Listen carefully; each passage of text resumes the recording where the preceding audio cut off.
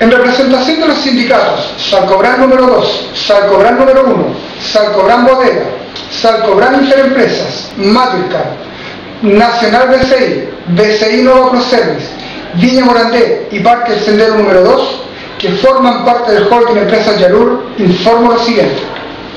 Las organizaciones antes señaladas crean la Coordinadora de Sindicatos Empresas Yarur con el objeto de velar por el cumplimiento de los derechos laborales, el respeto a los trabajadores y a quienes los representan. Creemos firmemente en los valores y principios que plantea el señor Luis Enrique Yarur a través de documentos dirigidos a los colaboradores como a sus accionistas y que son de conocimiento público.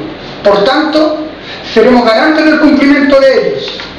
Por lo anterior, invito a todos los trabajadores que laboran en alguna de las empresas Yarur a integrarse a sus respectivos sindicatos, que sin duda su participación permitirá el fortalecimiento de la gestión sindical y la continuidad de esta gran iniciativa, la Coordinadora de Sindicatos Empresas Yarur.